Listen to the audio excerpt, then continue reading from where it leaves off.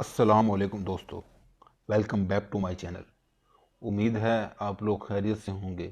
اللہ پاک آپ سب کو اور ہمارے ملک پاکستان کو ہر طرح کی وبا، خاص طور پر کرونا وائرس کی وبا سے محفوظ رکھے۔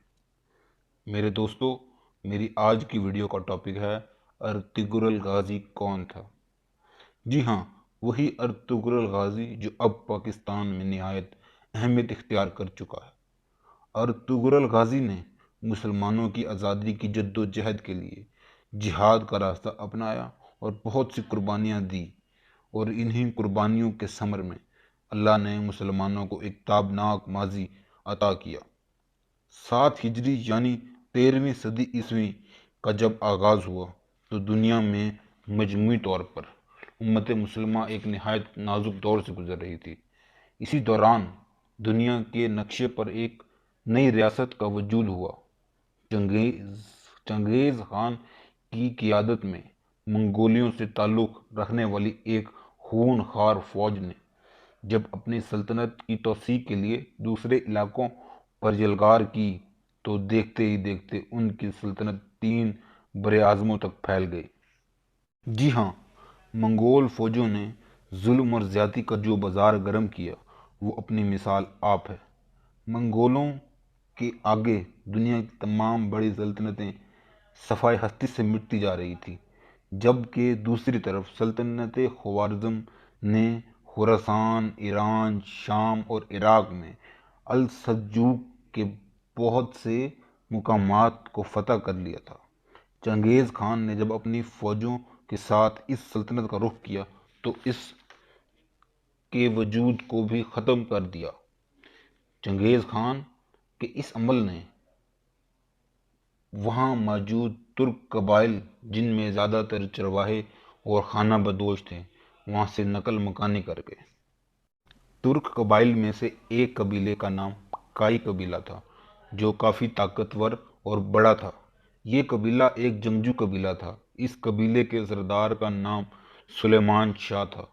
وہ بھی نہایت دلیر اور جنگجو تھے۔ کائی قبیلہ اپنے وطن خراسان کو چھوڑ کر مخالف ملکوں میں گھومتا ہوا شام کی طرف جا رہا تھا۔ اسی دوران راستے میں قبیلہ کے سردار سلیمان شاہ کی طبیعت ناساز ہوئی اور وہ زندگی کی بازی ہار گئے۔ سلیمان شاہ کے 4 بیٹے تھے۔ پہلا بیٹا سنگوڈ ٹاکتین تھا، دوسرا بیٹا غون دوگڈن، تیسرا بیٹا ارطغرل غازی تھا اور چوتھے بیٹے کا نام دندار تھا۔ سلیمان شاہ کی وفات کے بعد قبیلہ کے لوگوں نے ارطغرل کو قبیلہ کا سردار چن لیا۔ ارطغرل غازی اپنے والد سلیمان شاہ کی طرح نڈر، بہادر اور جنگجو تھے۔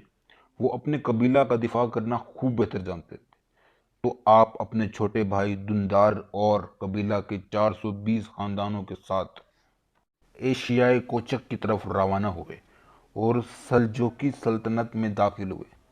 راستے میں انہیں انقرہ کے قریب 2 فوجیں مصروف جنگ نظر آئیں۔ ارطغرل کسی فریق سے واقف نہیں تھے، تو انہوں نے کم قوت والی فوج کی مدد کا فیصلہ کیا اور مخالف فوج پر اپنے ساتھیوں کے ہمراہ حملہ کر دیا۔ مخالف فوج اس حملے کے نتیجے میں جیتتے جیتتے ہار مان گئی۔ بعد میں معلوم ہوا وہ فوج سلجوقی سلطان علاء الدین کی فوج تھی۔ مخالف فوج کے بارے میں اختلاف پایا جاتا ہے۔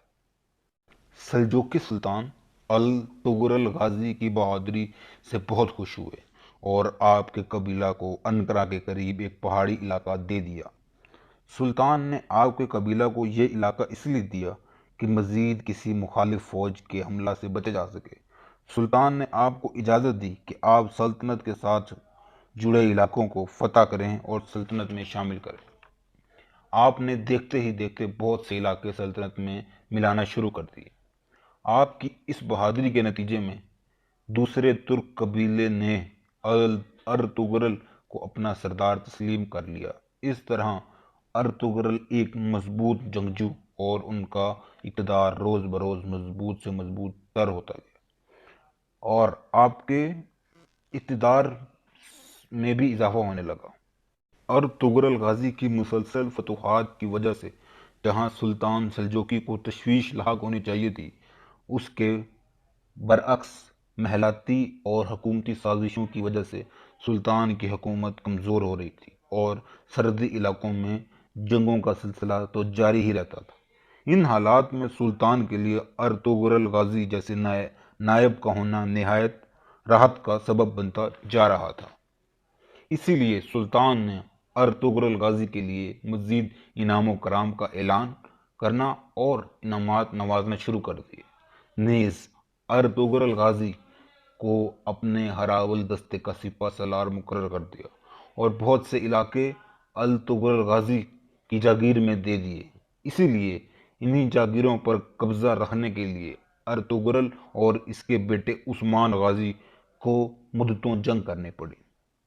1281 اور بعض کے نزدیک 1288 عیسوی میں ارطغرل کا 90 سال کی عمر میں انتقال ہو گیا۔ ارطغرل کو سکوک میں دفن کیا گیا۔ آپ کے بیٹے نے وہاں ایک مسجد بھی تعمیر کروائی۔ ارطغرل غازی کا موجودہ مقبرہ سلطان عبدالحمید ثانی کے دور میں دوبارہ تعمیر کیا گیا۔